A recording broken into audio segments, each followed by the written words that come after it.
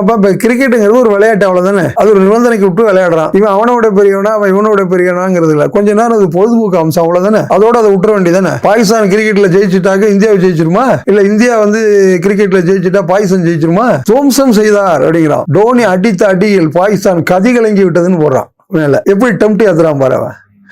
பாகிஸ்தான் அடித்த அடியில் இந்தியா கதிகலங்கியது அப்படின்னு பேப்பர்ல போடுறான். இந்த செய்தியாளர்கள் எப்படி போடுறான் பாரு, எப்படி எழுதுறான் பாரு. செய்தின்னு தானே போடணும், ஒரு பத்திரிகையில செய்தின்னு போடுறான். இந்த டிவி எல்லாம் பார்த்தா அந்த செய்தி ஊடகங்கள்லாம் எப்படி இருக்குன்னா, பரபரப்பாக பேசப்படுகிறது, பரபரப்பாக இருக்கிறது. ஏன் நீ இப்படி பரபரப்பாகவே வச்சிருக்க? என்ன நீ உன்னோட செய்தியை நான் பார்த்தா என்ன, பார்க்கலன்னா என்ன, என்ன பாதிக்கிறது, என்ன பாதிக்குது? அரிசி விலையேறினா பாதிக்குது, பருப்பு விலையேறினா பாதிக்குது இல்லையாப்பா.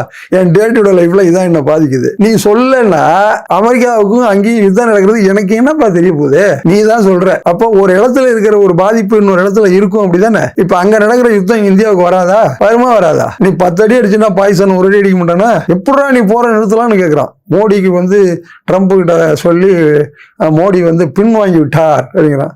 அவன் பின் வாங்கலனால உனக்கு தெரிஞ்சிருக்கும் உன் நிலைமை. 4 நாளைக்கு உனக்கு சோறு இல்லைன்னா நீ போராது ஈராது. இங்க எல்லாம் நீ சௌரியமா உட்காந்துக்கிட்டு நீ போர் வேணும், நான் ஜெயிக்கணும், நான் யார் தெரியுமா, வென்று விடு அவனை, கொன்று விடு, இங்கதான் நீ பேசலாம். போய் அங்க நின்று ஒரு நாளைக்கு சண்டை போட்டு பாரு. உன் வீட்டுல குண்டு விழுந்ததுன்னா நீ உன் புள்ள கொண்டாட தூக்கிட்டு ஓடும்போது தெரியும் உனக்கு போரோட யோக்கியதை என்னன்னு. காசாவில வேடிக்கை பாக்குறான். தினம் டிவியை போட்டுக்கிட்டு இன்னைக்கு என்ன நடந்தது பாரு, அடிக்கிறான் போறா. டே அப்பா, பீப் பாமர் வந்துருச்சுங்கிறான், ஒருத்தர் நீர்மூழ்கி உள்ள போயிடுச்சுங்கிறான். இந்த யுத்தம் தேவையா தேவையில்லையா? இந்த யுத்தம் மனித குலத்துக்கு தேவையா தேவையில்லையான்னு எந்த டிவியிலாவது விவாதம் நடந்திருக்கா? ஐரோப்பிய நாடுகள் உள்ளே வந்து விட்டால் இனி யுத்தம் 3வது உலகத்துக்கு போய் விடுங்கிறான். போகாம இருக்கணும் தானே நீ சொல்லணும். யுத்தம் பண்றது பெரிய விஷயமா? நீ ஏன் யுத்தம் பண்ற? இல்ல நெதன்யாகும் ஈரான்ல அவரு கோமேனி 2 பேரும் மல்யுத்தமா பண்ணிக்கிறாங்க. எவன்டா சாவுறது? மக்கள் சாவுறான், போர் வீரர்கள் சாவுறான். அந்த காலத்துலயும் யுத்தம் இருந்ததுப்பா, இந்த காலத்துலயும் யுத்தம் இருக்குதுப்பா. ஆனா இந்த யுத்தம் வேணாம் அப்படின்னு ஏன் சொல்லணும்? இந்த யுத்தத்தை ஆதரிக்கிற இந்த மக்கள் எவனாவது போரினுடைய அந்த உக்கிரகம் உனக்கு தெரிஞ்சிருக்கா? அந்த காலத்துல இருந்து இந்த காலம் வரைக்கும் இதிகாசங்கள்லயும் புராணங்களிலும் யுத்தத்தினால 10 பைசா பிரயோஜனம் இல்லைன்னு எல்லாம் சொல்லிட்டு போயிட்டான்.